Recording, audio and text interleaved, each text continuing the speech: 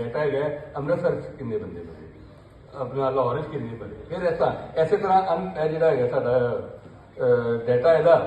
ਕਿ ਜੀ ਕਿੰਨੇ ਬੱਚੇ ਜਿਹੜੇ ਹੈਗੇ ਨੇ ਉਹ ਉਹਨਾਂ ਦੀ ਉਮਰ ਹੋ ਜਾਂਦੀ ਹੈ, ਉਹਨਾਂ ਨੇ ਸਕੂਲ ਜਾਣਾ ਹੁੰਦਾ ਉਹ ਕਿੰਨੇ ਨੇ, ਔਰ ਫਿਰ ਉਹਨਾਂ 'ਚੋਂ ਕਿੰਨੇ ਸਕੂਲ ਜਾਂਦੇ ਨੇ, ਔਰ ਫਿਰ ਉਹਨਾਂ 'ਚੋਂ ਕਿੰਨੇ 5ਵੀਂ ਤੋਂ ਬਾਅਦ, ਕਿਉਂਕਿ ਮੈਂ ਜਿਹੜਾ ਡਾਟਾ ਦੇਖਿਆ 2008-10 ਦਾ, ਉਹਦੇ 5ਵੀਂ ਤੋਂ ਬਾਅਦ ਬਹੁਤ ਵੱਡਾ ਇੱਕ ਗੈਪ ਹੈਗਾ, ਉਹ ਬਹੁਤ ਹੀ ਵੱਡਾ ਗੈਪ ਹੈ ਕਿ ਮਤਲਬ ਕਿ ਅਗਰ 2.25 ਕਰੋੜ ਬੱਚਾ ਪੜ੍ਹ ਰਿਹਾ ਹੈ ਤੇ ਇੱਕਦਮ ਜਿਹੜਾ ਹੈਗਾ ਨਾ 55 ਲੱਖ ਬੱਚਾ ਜਿਹੜਾ ਉਹ ਪੜ੍ਹ ਰਿਹਾ ਸੀ। ਹੁਣ ਉਹਦੇ 'ਚੋਂ ਬਹੁਤ ਸਾਰੇ, ਕਿਉਂਕਿ ਇੱਕ ਪਾਸੇ ਅਸੀਂ ਕਹਿੰਦੇ 40% ਸਾਡੀ ਜਿਹੜੀ ਐਜੂਕੇਸ਼ਨ ਹੈ ਉਹ ਚਲੀ ਗਈ ਹੈ ਪ੍ਰਾਈਵੇਟ ਦੇ ਕੋਲ, ਜਿਹਦੇ 'ਚੋਂ ਮਾੜੇ ਪ੍ਰਾਈਵੇਟ ਤੋਂ ਲੈ ਕੇ ਤੇ ਸ਼ਰਾਫੀਆ ਦਾ ਥੋੜ੍ਹਾ ਟੈਂਕ ਹੈ, ਲੇਕਿਨ ਜ਼ਿਆਦਾ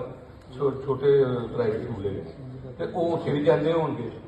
ਸੋ ਸਾਨੂੰ ਇਹ ਵੀ ਦੇਖਣਾ ਹੈਗਾ ਕਿ ਮਤਲਬ ਕਿਹੜੇ ਡਿਸਟ੍ਰਿਕਟ ਹੈਗੇ ਨੇ ਜਿਨ੍ਹਾਂ 'ਚ ਜ਼ਿਆਦਾ ਮਸਲਾ ਹੈ। ਜਦੋਂ ਉਹ ਦੇਖੋਗੇ ਤਾਂ ਫਿਰ ਜਾ ਕੇ ਅਨਪੜ੍ਹਤਾ ਦਾ ਸਵਾਲ ਉੱਠੇਗਾ, ਔਰ ਇਹ ਵੀ ਸਵਾਲ ਹੈਗਾ ਕਿ ਅਸੀਂ ਆਪਣੀ ਮਾਦਰੀ ਜ਼ਬਾਨਾਂ ਨੂੰ, ਖਾਸ ਤੌਰ ਤੇ ਪੰਜਾਬੀ ਨੂੰ, ਵੈਸੇ ਤਾਂ ਬਾਕੀਆਂ ਦਾ ਵੀ ਇਹੀ ਹਾਲ ਹੈ, ਲੇਕਿਨ ਪੰਜਾਬੀ ਨੂੰ ਅਸੀਂ ਜਿਹੜਾ ਹੈਗਾ ਉਹ ਵੈਸੇ ਸਕੂਲਾਂ 'ਚ ਨਹੀਂ ਪੜ੍ਹਾਉਂਦੇ, ਔਰ ਉਹਦਾ ਨਤੀਜਾ ਜਿਹੜਾ ਹੈਗਾ ਉਹ ਇਹ ਹੈਗਾ ਕਿ ਵੈਸੇ ਹੀ ਅਸੀਂ 71 ਤੋਂ ਬਾਅਦ ਪਾਕਿਸਤਾਨ ਦੇ ਵਿੱਚ ਵੀ ਔਰ 1966 ਤੋਂ ਬਾਅਦ ਇੰਡੀਆ ਦੇ ਵਿੱਚ ਵੀ ਪੰਜਾਬੀ ਦੇ ਵੈਸੇ 4 ਟੋਟੇ ਕਰਦੇ ਨੇ ਸੀ, 2 ਟੋਟੇ ਉੱਥੇ ਹੋਏ ਨੇ, 2 ਇੱਥੇ ਹੋਏ ਨੇ। ਉੱਥੇ ਜਿਹੜਾ ਹੈਗਾ ਤੁਸੀਂ ਇੱਕ ਹਰਿਆਣਵੀ ਬਣਾਤੀ ਤੇ ਇੱਕ ਡੋਗਰੀ ਬਣਾਤੀ, ਇੱਥੇ ਤੁਸੀਂ ਸਰਾਇਕੀ ਬਣਾਤੀ ਔਰ ਹਿੰਦਕੋ ਬਣਾਤੀ ਔਰ ਵਿਆਹ ਲੱਗ ਦੇ ਦੌਰ 'ਚ ਬਣਾਈ, ਕਿਸੇ ਅਸੈਂਬਲੀ ਨੇ ਡਿਬੇਟ ਨਹੀਂ ਕੀਤੀ, ਔਰ ਅੱਜ ਤੱਕ ਤੁਸੀਂ ਦੇਖੋ ਕਿ ਇਹਨਾਂ 4 ਜਿਹੜੇ ਟੋਟੇ ਕੀਤੇ ਉਹਦੇ ਤੇ ਇੱਕ ਰਿਸਰਚ ਪੇਪਰ ਨਹੀਂ ਹੈ, ਨਾ ਉਧਰ ਨਾ ਇੱਧਰ। ਵੀ ਤੁਸੀਂ ਅਗਰ ਵਾਕਈ ਸੀਰੀਅਸ ਹੋ, ਇਹਦਾ ਮਤਲਬ ਸੀਰੀਅਸ ਨਹੀਂ ਹੈ, ਤੁਸੀਂ ਸਿਰਫ ਜਿਹੜਾ ਹੈਗਾ ਨਾ ਪਲੇ ਕਰ ਰਹੇ ਹੋ। ਅਗਰ ਤੁਸੀਂ ਸੀਰੀਅਸ ਹੋ ਤਾਂ ਚਲੋ ਕੋਈ ਰਿਸਰਚ ਦਾ ਕੰਮ ਹੁੰਦਾ ਹੈ, ਸਾਹਮਣੇ ਆਉਂਦਾ ਹੈ, ਤੁਹਾਨੂੰ ਪਤਾ ਚੱਲਦਾ ਹੈ ਕਿ ਜ਼ਬਾਨ ਔਰ ਲਹਿਜਾ ਜਿਹੜਾ ਹੈਗਾ ਉਹ ਕਿਸ ਤਰ੍ਹਾਂ ਕਿਸ ਬੁਨਿਆਦ ਤੇ ਅਲੱਗ ਹੁੰਦਾ ਹੈ, ਠੀਕ ਹੈ ਤੁਸੀਂ ਕਰੋ ਇਹ। ਔਰ ਇੱਕ ਹੋਰ ਜਿਹੜਾ ਮਸਲਾ ਬਹੁਤ ਅਹਿਮ ਹੈਗਾ ਉਹ ਇਹ ਹੈ ਕਿ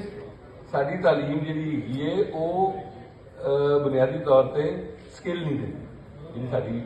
5ਵੀਂ ਤੋਂ ਲੈ ਕੇ 10ਵੀਂ ਤੱਕ ਦੀ ਤਾਲੀਮ ਹੈ। ਅਗਰ ਉਹ ਬੱਚਿਆਂ ਨੂੰ ਸਕਿੱਲ ਐਜੂਕੇਸ਼ਨ ਦਿਓ ਤੇ ਮੇਰਾ ਖਿਆਲ ਹੈ ਕਿ ਜ਼ਿਆਦਾ ਲੋਕ ਜਿਹੜਾ ਹੈਗਾ ਉਹ ਸਕੂਲਾਂ ਦੇ ਵਿੱਚ ਆ ਸਕਦੇ ਨੇ, ਕਿਉਂਕਿ ਤੁਸੀਂ ਸਕਿੱਲ ਨਹੀਂ ਦਿੰਦੇ, ਤੁਸੀਂ ਸਿਰਫ ਉਹਨਾਂ ਨੂੰ ਪੜ੍ਹਾਈ ਜਾਂਦੇ ਹੋ, ਉਹ ਜਿੱਕੋ ਗਰੀਬ ਚੀਜ਼ਾਂ ਪੜ੍ਹਦੇ ਰਹਿੰਦੇ ਨੇ, ਕੁਛ ਨਜ਼ਰੀਆ ਪਾਕਿਸਤਾਨ ਪਾਤਾ ਤੁਸੀਂ, ਕੁਛ ਵਿੱਚ ਜਿਹੜਾ ਹੈਗਾ ਉਹ ਹੋਰ ਚੀਜ਼ਾਂ ਪਾਤੀਆਂ ਨੇ, ਉਰਦੂ ਦੇ ਸ਼ਾਇਰ ਪਾਤੇ ਨੇ, ਉਹ ਪੜ੍ਹੀ 10ਵੀਂ ਤੱਕ ਆਇਆ ਹੋਇਆ ਬੱਚਾ ਜਿਹੜਾ ਉਹ ਮਾਰਕੀਟ ਦੇ ਵਾਸਤੇ ਬਿਲਕੁਲ ਇੱਕ ਨਿਕੰਮਾ ਬੱਚਾ ਹੁੰਦਾ ਹੈ। ਪਹਿਲੇ ਉਹਨੂੰ ਜਦੋਂ ਥੋੜਾ ਮਸਲਾ ਹੈਗਾ ਸੀ, ਥੋੜੇ ਸਕੂਲ ਹੁੰਦੇ ਸਨ, ਉਸ ਲਈ ਤੇ ਚਲੋ ਇਹ ਵੀ ਹੋ ਜਾਂਦਾ ਸੀ ਕਿ ਉਹਨੂੰ ਕੋਈ ਜ਼ਬਾਨ ਆ ਜਾਂਦੀ ਸੀ। ਹੁਣ ਜਿਹੜਾ ਹੈਗਾ ਉਹ 10ਵੀਂ ਦਿੱਤੇ ਹੋਏ ਬੱਚੇ ਨੂੰ ਇੱਕ ਜ਼ਬਾਨ ਨਹੀਂ, ਕੋਈ ਨਹੀਂ, ਇੰਗਲਿਸ਼ ਵੀ ਨਹੀਂ ਆਉਂਦੀ, ਉਰਦੂ ਵੀ ਨਹੀਂ ਆਉਂਦੀ, ਬਸ ਇਹ ਜਿਹੜੇ 5-10% ਸ਼ਰਾਫੀਆ ਦੇ ਸਕੂਲ ਹੈਗੇ ਨੇ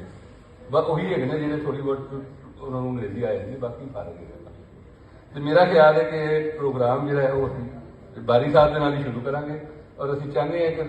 ਇਹ ਡਾਟਾ ਵਾਲਾ ਸਵਾਲ ਜਿਹੜਾ ਹੈਗਾ ਤੁਸੀਂ ਜ਼ਰਾ ਇਹਦੇ ਤੇ, ਕਿਉਂਕਿ ਨਜ਼ਰ ਤੁਹਾਡੀ ਹੈਗੀ ਹੈ, ਤੁਸੀਂ ਅਪਡੇਟ ਵੀ ਕਰ ਸਕਦੇ।